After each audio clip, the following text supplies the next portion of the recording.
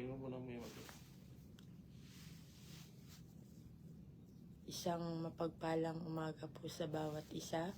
Salamat po sa Panginoon sa umagang ito. Tayo po'y dadako sa salita ng Panginoon. At bago po tayo mag-aral ng salita ng Diyos, tayo po muna umawit sa ating Panginoon. Awitin po natin ang pagising sa umaga. Hayaan natin na pagising pa lang sa umaga, mapapurihan natin ang Diyos. Hallelujah. Tayo po umawit sa ating Panginoon. Pagising sa umaga, naaalala kayo. Nasasabik ang puso ko na makapiling kayo. Umaawit, sumasamba, sumasayaw sa inyo. Naghihintay ng pangungusap nyo. Minsan pa nga po. Pagising sa umaga, naaalala kayo. Nasasabik ang puso ko na makapiling kayo. Umaawit, sumasamba, sumasayaw sa inyo. Naghihintay ng pangungusap nyo. Ayaw kong magkulang, ayaw kong magkulang ng kapangyarihan nyo. Ayaw kong magkulang ng kabanalan nyo. Jesus, dakila kayo, tanging sandigan ko. Lakas ko ay manggagaling sa inyo. Ayaw kong magkulang, ayaw kong magkulang ng kapangyarihan nyo. Ayaw kong magkulang ng kabanalan nyo. Jesus, dakila kayo. Jesus, dakila kayo. Tanging sandigan ko. Lakas ko ay manggagaling sa inyo. Lakas ko ay manggagaling sa inyo. Salamat po sa inyo, Panginoon. Talagang ang kalakasan namin, O Diyos, ay talagang sa inyo nanggagaling. Marami pong salamat, O Diyos, sa umagang ito. Kayo nga po ang patuloy na manguna sa morning devotion na ito, O Diyos. Patuloy po kayo magbigay ng kapahayagan, Panginoon, sa umagang ito. Pagising pa lamang sa umaga, O Diyos, maaalala namin ang kabutihan ninyo, ang katapatan ninyo, at ang pag-ibig ninyo sa amin, Panginoon. Maraming pong salamat, O Diyos. Samahan niyo po ang inyong lingkod na inyong gagamitin sa umagang ito. Kayo ang patuloy na magbigay ng kapahayagan sa Kanya, O Diyos. Tago niyo lamang siya sa inyong likuran, ang inyong kalwalatian, ang karangalan, at ang inyong mga salita lamang makita sa Kanyang mga buhay. Salamat po sa inyo, Ama. Purihin at dakilain po ang inyong pangalan. Sa inyo po ang lahat ng papuri. Sa pangalan ni Jesus. Amen. Purihin po ang ating Panginoon. Ang morning devotion po na ito ay mula po sa DLC Taiwan, Anan, sa pangunguna po ng ating Pastora Neverisa Masaredo. At tawagin ko na po ang magsasalita, si Pastor Eric Asis. Purihin po ang ating Panginoon.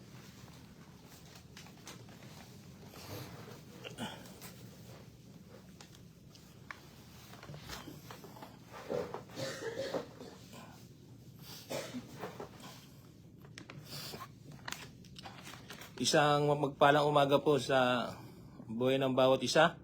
At purihin po ang Panginoon sa umaga pong ito. Isang mabuting bagay na pagising pa lang sa umaga. Ang Panginoon na ang ating pinupuri.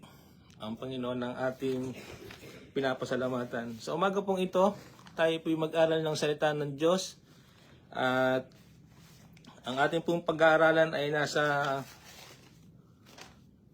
Aklat ng Pahayag sa chapter 2, verse 8 hanggang sa mga sumusunod po. Ulitin ko po sa Aklat ng Pahayag, chapter 2, verse 8 hanggang sa mga sumusunod, hanggang verse 11 po. Samahan niyo po ako sa pagbasa. Kung meron po kayong mga Biblia sa inyong mga tabi dyan. Sabi po rito, Pahayag, chapter 2, verse 8 to 11. Sabi po sa Biblia, isulat mo ito para sa anghel na nagbabantay sa iglesia sa Esmirna.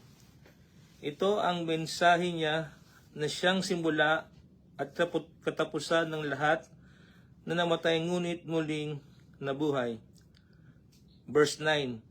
Alam ko ang iyong pagtitiis, alam ko rin mahirap kayo, ngunit mayaman sa espiritual na mga bagay. Alam kong hinahamak kayo ng mga taong nagsasabing mga Hudyo sila, ngunit ang totoo ay mga kampon sila ni Satanas. Verse 10 po tayo. Huwag kayong matakot sa mga paghihirap na malapit na ninyong danasin. Tandaan ninyo, ipapabilanggo ni Satanas ang ilan sa inyo upang subukan kayo. Daranas kayo ng pag-uusig sa loob ng 10 araw. Manatili kayong tapat hanggang kamatayan at gagantimpalaan ko kayo ng buhay na walang hanggan. Last verse po tayo, verse 11. Kayong nakikinig, pag-isipan ninyong mabuti ang sinasabi ng banal na Espiritu sa mga iglesia. Ang magtatagumpay ay hindi makakaranas ng ikalawang kamatayan. Purihin po ang Diyos. Tayo manalangin saglit. Dakilang Diyos, na maraming salamat po sa umagang ito. Pagpalain niyo po ang aming pag-aaralan. Patuloy niyo po kaming samahan ng inyong banal na Espiritu. Kayo pong patuloy na magsalita, Panginoon, sa aming pag-aaral, Panginoon, sa umagang ito. Salamat po sa inyo. Po aming dalangin sa pangalan ni Jesus. Amen. Purihin po ang Panginoon. Ito po ang ating pag-aaralan ay sa Aklat ng Pahayag ay tungkol po ito sa iglesia ng Smyrna. O isa po ito sa 7 sa Aklat ng Pahayag na mensahe ng Panginoon sa bawat iglesia. Ang Smyrna po ay, ng panahon pong ito ay dumaranas po sila ng matinding pag-uusig nang magmensahe po ang Panginoong Hesus sa kanila sa pamamagitan ng kanyang apostol John. At dito po, makikita po natin dito na, ulitin ko po, sa verse 8. Sabi dito, isulat mo para sa anghel na nagbabantay sa iglesia ng Smyrna. Ito ang mensahe niya na siyang simula at katapusan ng lahat na namatay ngunit muling nabuhay. Sa verse 8 po, ang tinutukoy po dito na anghel na nagbabantay sa iglesia ng Smyrna. Yung anghel po na tinutukoy dito ay yung mga, madalas po itong nire-refer sa mga pastor o mga overseer, mga tagapangasiwa sa iglesia o mga church leader. Ano po? At ang sumusulat po dito ay ang Panginoong Hesus. Ang mensahe po ito ay mula sa Panginoong Hesus. Sinasabi dito, ito ang mensahe niya na siyang simula at katapusan ng lahat na namatay ngunit muling nabuhay. Kung titingnan niyo po dito sa Aklat ng Pahayag chapter 1, verse 17 to 18, ito po ang sabi. Sundan niyo po ako. Nang makita ko siya, napahandusay ako na parang patay sa kanyang paanan. Ipinatong niya agad ang kanang kamay niya sa akin at sinabi, huwag kang matakot, ako ang simula at ang katapusan. Verse 18, ako'y buhay, magpakailanman, namatay ako pero masdan mo buhay ako at hindi na muling mamatay. So, dito po maikta natin sa Aklat ng Pahayag chapter 1 verse 17 to 18 na ang Panginoong Hesus po ang tinutukoy dito sa chapter 2 sa verse 8. Yung sinasabi po dito na ito ang mensahe niya na siyang simula at katapusan ng lahat na namatay ngunit muling nabuhay. Yung He is the first and the last, the Alpha and Omega. Ito po ang kanyang sulat para po dun sa mga anghel ng iglesia sa Smyrna o mga tagapanguna o mga tagapangasiwa po sa isang church. Ngayon, pag tinignan po natin yung verse 9, talon po tayo ng verse 9. Dito po sa ating pinag-aaralan. Sabi po dito, alam ko ang inyong pagtitiis, alam ko ring mahirap kayo, ngunit mayaman sa espiritual na mga bagay. Alam kong hinahama kayo ng mga taong nagsasabing mga Hudyo sila, ngunit ang totoo ay mga kampon sila ni Satanas. Ngayon, ano pong makikita natin dito sa verse 9? Sabi ng Panginoon, sabi niya po dito, alam ko ang inyong pagtitiis. Nakita po natin dito na acknowledge po ng Panginoong Yesus yung kanilang ginagawa o what they have done ng iglesia ng Smyrna para sa kanya, o yung mga ginagawa ng mga pastor, mga manggagawa o mga mananampalataya sa iglesia ng Smyrna, yung ginagawa nila para sa Panginoon. O ina-acknowledge po ng Panginoon, nakikita niya yung kanilang mga pagtitiis. Yung paghirap o yung poverty na meron po ang Smyrna ay dahil sa kanilang paninindigan sa Panginoong Hesus.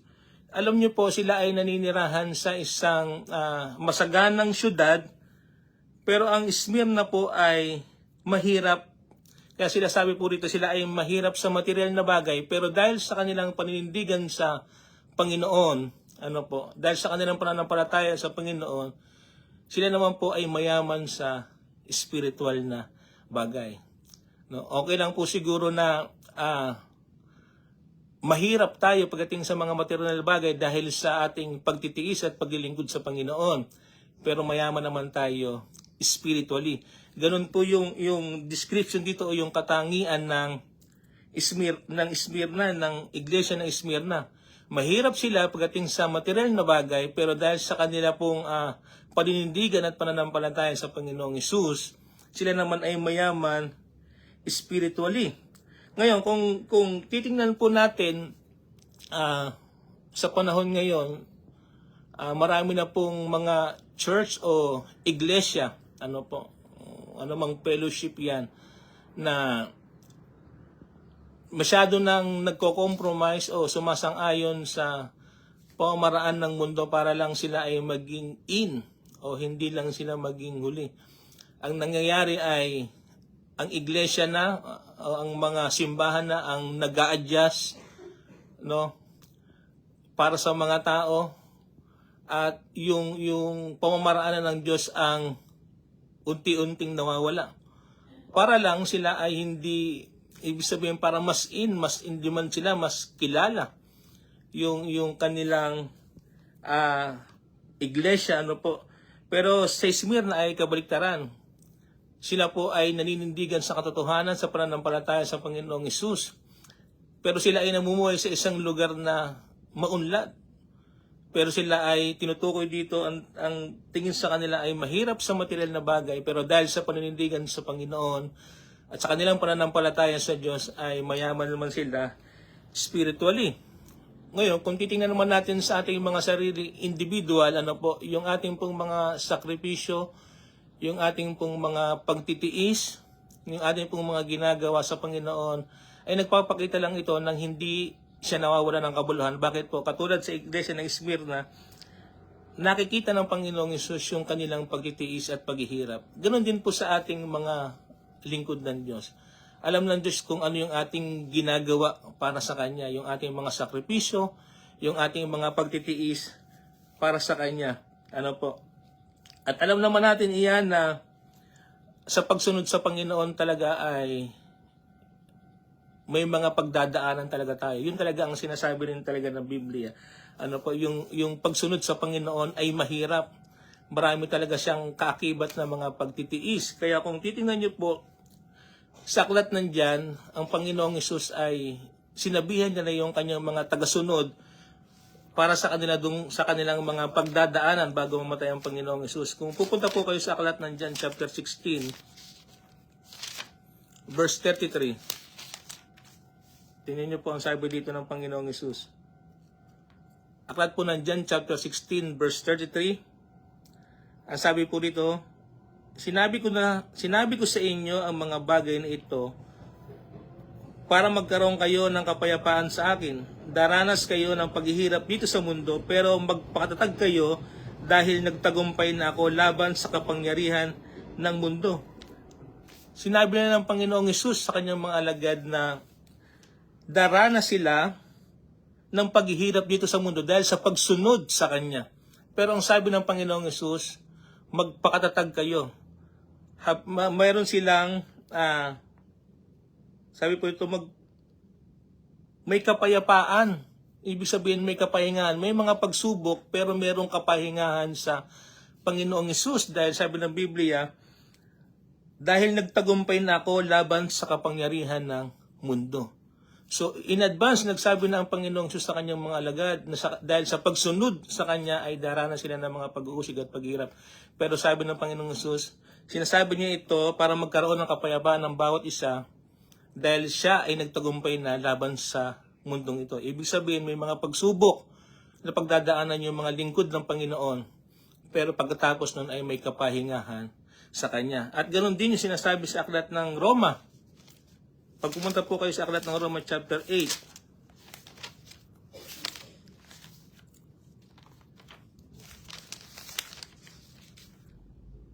verse 36 to 37 po. Ano pong sabi dito? Sabi ni Pablo, ito po yun sa pagsunod sa Panginoong Hesus. Sabi dito, gaya nga ng sinasabi sa kasulatan, alang-alang sa iyo ay palagi kaming nasa panganib ang aming buhay para kaming mga tupang kakatayin. Isipin niyo po iyon. Alang-alang sa iyo palaging nasa panganib ang aming buhay para kaming mga tupang kakatayin. Sa pagsunod daw sa Panginoon. Sabi ni Pablo, laging nasa panganib ang buhay at parang tupang kakatayin. Verse 37, tingnan niyo po ito. Pero kahit ganito ang kalagayan natin, no, na parang laging tupang kakatayin at laging nasa panganib ang taong sumusunod sa Panginoong Hesus. 37, pero kahit ganito ang kalagayan natin, kayang-kaya nating pagtagumpayan ito sa tulong ni Kristo na nagmamahal sa atin. May mga pagdadaanan sa paglilingkod at pagsunod sa Panginoong Hesus. Pero sabi sa verse 37, pero kahit ganito ang kalagayan ng taong sumusunod sa Panginoong Hesus, ano po? Yung mga pagtitiis at paghihirap. Sabi dito, kayang-kaya nating pagtagumpayan ito. Bakit? Sa tulong ni Kristo na nagmamahal sa atin. Kaya dun sa John chapter 16 verse 33, sinasabi niya rin sa kanyang mga alagad na magkaroon kayo ng kapayapaan. Bakit? Kasi nagtagumpay na ako laban sa mundong ito, sabi ng Panginoong Hesus. Pagkatapos ng mga pagtitiis at paghihirap o mga pag-uusig na daranasin ng kanyang mga lingkod, pagkatapos ng lahat ng iyon, mayroong kapahingahan sa kanya. Bakit? Ang Panginoong Hesus, sabi niya sa kanyang mga salita, ay nagtagumpay na siya laban sa takbo ng mundong ito. Ngayon, balik po tayo dun sa aklat ng Pahayag, chapter 2. Verse 10. Sa verse 10 na po tayo.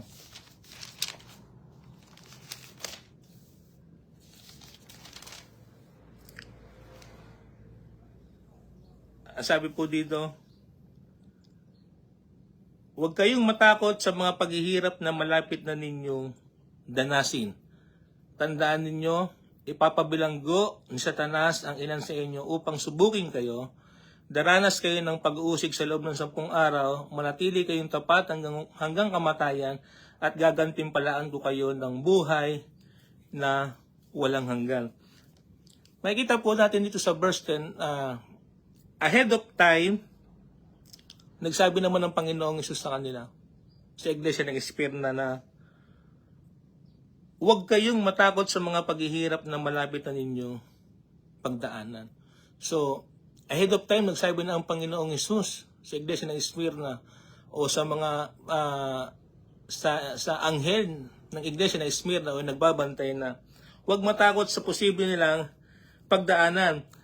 So dito makikita natin na ini-encourage ng Panginoong Hesus yung iglesia ng Esmirna na huwag matakot. Do not fear. Dun sa mga pagsubok o paghihirap na kanilang pagdadaanan.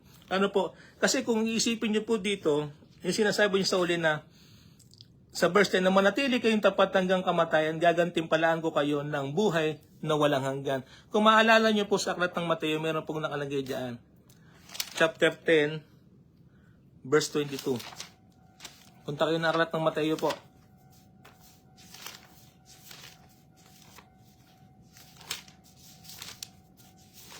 chapter 10, verse 22. Sabi ang manatiling tapat ay gagantimpalaan ko ng buhay na walang hanggan. Ang sabi po sa aklat ng Mateo chapter 10, verse 22, kapopotan kayo ng lahat dahil sa pagsunod ninyo sa akin, ngunit ang manatiling tapat hanggang wakas ay maliligtas. So, malinaw na pinapakita ng Biblia na sa pagsunod sa Panginoon ay may mga paghihirap talaga, may mga pag-uusig na pagdaraanan. Pero sabi ng Panginoong Hesus dito, ngunit ang manatiling tapat hanggang wakas ang siyang maliligtas. So, tayong mga mananampalataya o tayong mga lingkod ng Diyos, talagang may mga paghihirap at pag-uusig na pagdaraanan, sa paglilingkod. Pero tayo ay ini-encourage ng Panginoong Hesus na huwag tayong matakot dun sa ating mga pagdaraanan. Bakit? Pagkatapos ng mga paghihirap at pagtitiis dahil sa pagsunod sa Panginoon, meron siyang pangako doon. Ito po yung pangakong merong kasiguraduhan. Merong may gantimpala sa dulo. No, yung pagtitiis at paghihirap dahil sa pagsunod sa Kanya.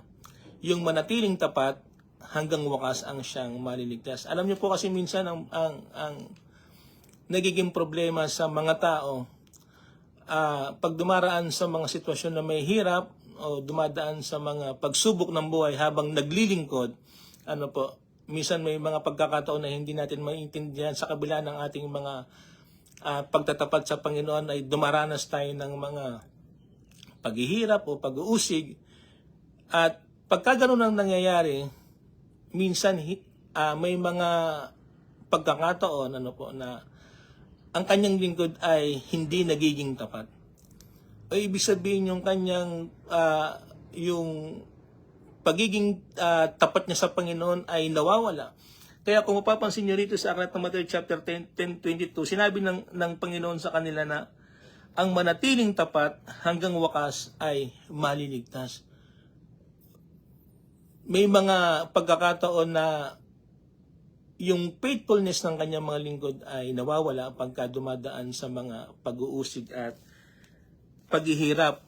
Pero sabi ng Panginoong Hesus nga dun sa binasa natin sa pahayag na huwag kayong matakot sa mga pagdaraanan ninyo na paghihirap. Ini-encourage tayo ng Panginoong Hesus na huwag tayong matakot. Kasi kung meron dapat katakutan, sinasabi ng Biblia, dito pa rin sa Mateo chapter 10, punta kayo ng verse 26 hanggang 28, doon pa rin sa Mateo chapter 10, verse 26 to 28. Sabi rito, kaya huwag kayong matakot sa mga tao sapagkat walang natatagong hindi malalantad at walang lihim na hindi mabubunyag.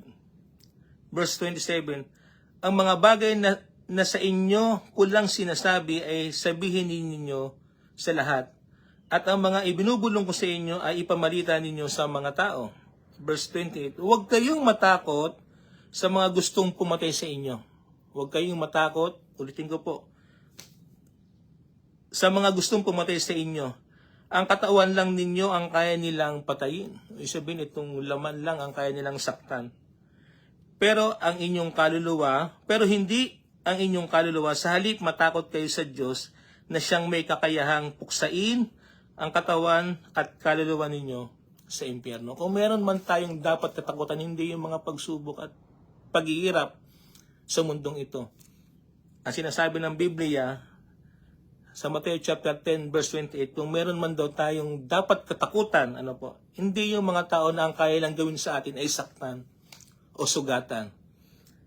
Sa halip, sa verse 28, sa halip matakot kayo sa Diyos na siyang may kakayahang puksain ng katawan at kaluluwa ninyo sa impyerno.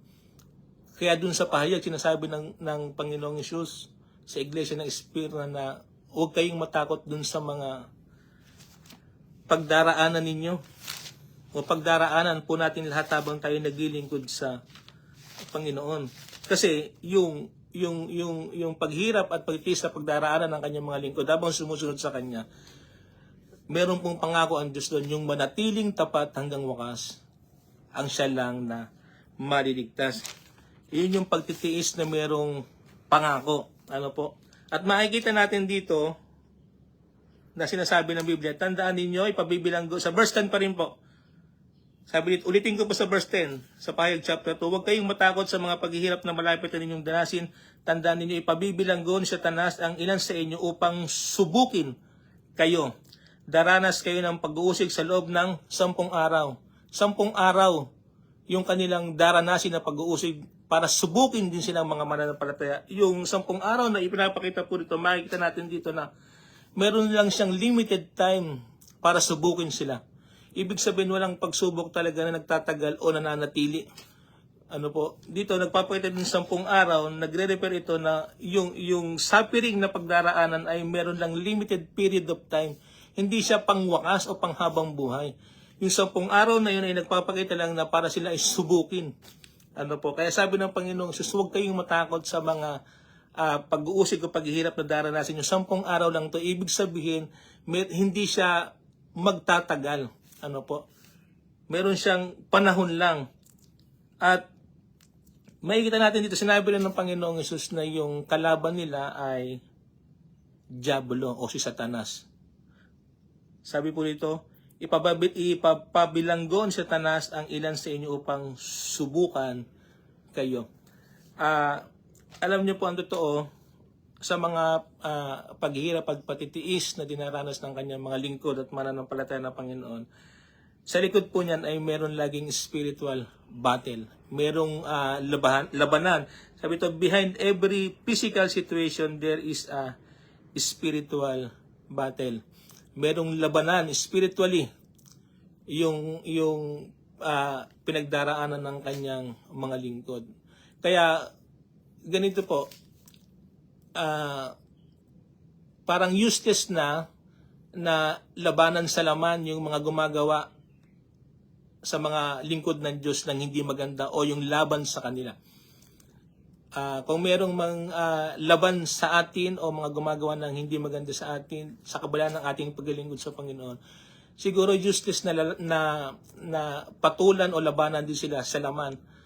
Ang pinakamaganda ay pag merong laban sa atin, no, sa kabila ng ating mga ginagawang paglilingkod sa Panginoon, pagtitiis o mga pagsubok na dinaranas natin, labanan natin sila spiritually. Fight in the spirit. Ano po? Huwag natin silang lalabanan sa laman. Labanan natin sila spiritually. Kaya kung mapapansin niyo po sa aklat ng Epeso, meron po dong ibinibigay sa atin na armor of God na dapat na sinusuot ng lingkod ng Diyos para sila ay makapanatili o makatagal sa gawa ng Diablo. Pag pumunta po kayo sa aklat ng Epeso chapter 6, verse 10 po. Aklat po ng Epeso chapter 6 verse 10. Ang sabi po rito, at bilang pangwakas magpakatatag kayo sa Panginoon sa pamamagitan ng dakila niyang kapangyarihan. Verse 11, gamitin niyo ang lahat ng kagamitang pandigma na ibinigay sa inyo ng Diyos para malabanan ninyo ang mga lalang ng Diablo. Yung kasuotang pandigma na ibinibigay sa atin ng Panginoon, ang dahilan po niyan ay para daw malabanan nyo ang mga lalang ng Diablo. Ano po iyon? Sapagkat, verse 12, sapagkat ang kalaban natin ay hindi mga tao, kundi ang masasamang espiritu sa ipapawid, mga pinuno, may kapangyarihan at may tagapamahala ng kadilimang namamayani sa mundong ito. Yung baluti o yung armor of God na ibinibigay sa atin ng Panginoon na dapat nating suot-suot para daw tayo ay malabanan natin yung mga lalang ng Diablo. Yung baluti na ibinigay sa atin ng Panginoong Hesus ay para makatagal tayo at malabanan natin yung mga gawa ng Diablo sa atin. Para tayo ay hindi masyadong maapektuhan. Lalabanan natin sila spiritually, yung mga laban sa atin sa kabila ng ating mga paglilingkod sa Panginoon, yung mga paghihirap at pag-uusig na ating pwedeng pagdaanan. Kaya dito, alam niyo po, yung armor of God, hindi po yan inuhubad. Lagi-lagi po natin yan suot dapat. Sa lahat po ng panahon, hindi yan inuhubad pagka meron against sa atin sa ginagawa natin paglilingkod sa Panginoon o yung anumang pagtitiis na ginagawa natin. Hindi natin yan inuhubad pagka merong taong laban o galit sa atin o gumagawa sa atin ng hindi maganda. Hindi natin pa pwede sabihin na tatanggalin muna natin itong baluti o yung armor of God na ipinasusuot sa atin ng Panginoon para ng labanan sa laman yung mga taong galit sa atin o yung gumagawa ng hindi maganda sa atin. Ano po? Ayan ay ipinasusuot at pinapagamit sa atin ng Panginoon para matagalan o malabanan natin yung mga pakana o gawa ng diablo sa atin. Tandaan niyo po, ang kalaban natin ay hindi tao, kundi ang mga spiritual na mga pinuno sa himpapawid. Yan po ang sinasabi ng aklat ng Efeso chapter 6. Ano po? Ngayon, punta ulit tayo dito sa sa pahayag, chapter 2. Sabi po dito, manatili kayong tapat hanggang kamatayan at gagantimpalaan ko kayo ng buhay na walang hanggan. Katulad po na nabanggit ko, may mga pagkakataon na yung mga lingkod ng Diyos pag dumaraan dun sa mga pagsubok, paghihirap at pagtitiis, ay nawawala dun sa katapatan sa Panginoon. Sumasang-ayon na lang dun sa pamamaraan ng mundo o nakikisa na lang doon sa pamamaraan ng mundo dahil doon sa kanyang dinaranas na paghihirap at pagtitiis. Pero katulad po ng nabanggit ko, ito yung pagtitiis at paghihirap na merong pangako. Kaya kung titingnan niyo po sa aklat ng James chapter 1 verse 12, ano pong sabi rito?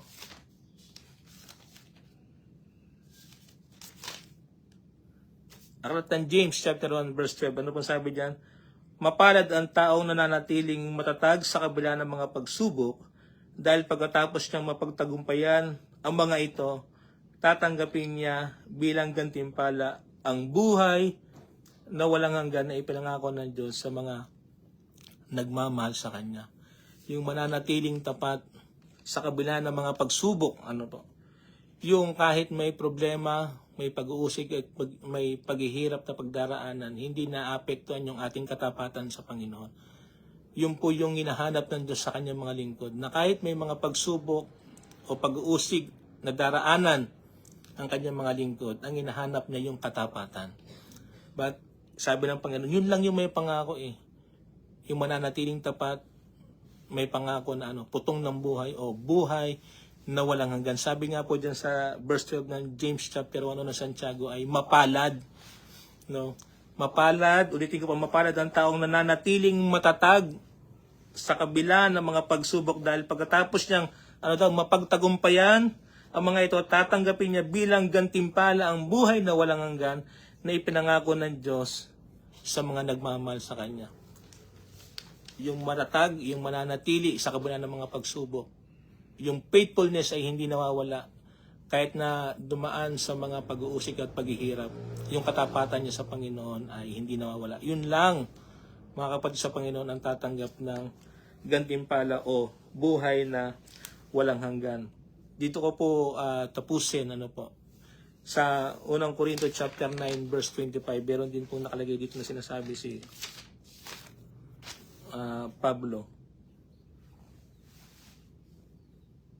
Unang Korinto chapter 9 verse 25. Sabi po dito, ang bawat manlalaro ay nagsasanay ng mabuti at dinidisiplina ang sarili upang makamit ang gantimpala.